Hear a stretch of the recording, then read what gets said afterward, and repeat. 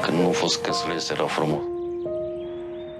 Da. Andrei adoră singurătatea, pescuitul și plimbările lungi pe malul lacului. Apa este prietenul lui devotat încă din copilărie, iar la maturitate, când a venit timpul să-și aleagă o profesie, a știut din start că își va lega viața tot de apă. Am făcut armata, bădragi noi, bădragi vechi.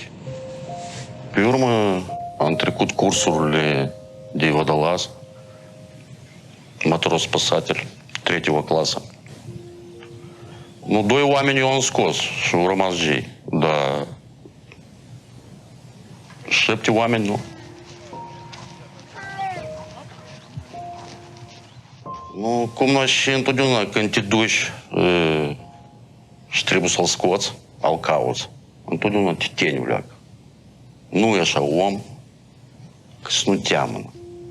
Întotdeauna ai uleacă de frică, ai întotdeauna.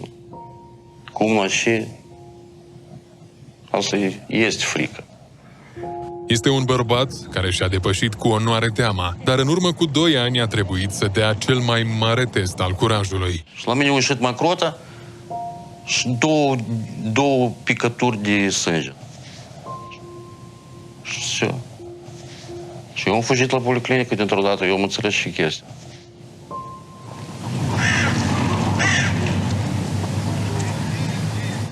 Medicii l-au diagnosticat cu tuberculoză. Andrei a fost internat pentru 5 luni la spitalul din Vorniceni, unde a urmat un tratament riguros sub supravegherea personalului medical. Acolo urmam eu 15 tableci, 2 parașoașe și o injecție în fiecare zi dimineață. Da, eu eram slab, eu când am nimerit încolo, eu aveam 55 de kg. Erau băieți care de 3 ori am fost.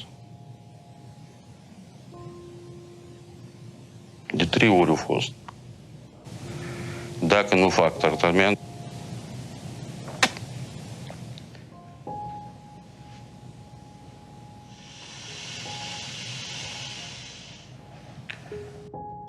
Pe lângă suferința fizică pe care o simțea, Andrei era măcinat de durerea provocată de atitudinea societății. Alea.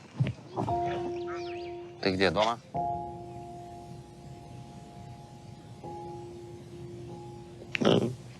Da, asta e greu. Era obișnuitor. Dacă omul nu-ți dă mână, dar nu se urechi.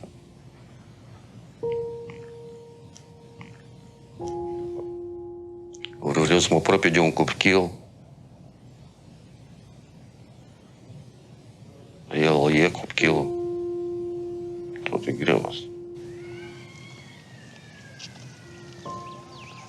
Andrei s-a pus pe picioare după 5 luni de tratament. În spital a pierdut mulți camarazi care sufereau de aceeași boală, din simplu motiv că nu au avut voința necesară pentru a urma cu exactitate tratamentul prescris de medici. Andrei este un învingător. Acesta a câștigat boala, iar după testul dat cu brio, bărbatul a învățat o lecție. Măcar o dată în an trebuie de trecut heliografie. Asta cel mai principal. Andrei adoră singurătatea și plimbările lungi pe malul lacului. Totuși, el a renunțat deocamdată la scufundările în apă. El a ales să urmeze recomandările medicilor. Mai bine rezist. Îți place și de uitat, nu numai decât să te bagi în apă. Și cum să vă spun? Eu am înțeles care mă înțelege pe mine, care nu mă înțelege pe mine, că se teme de mine.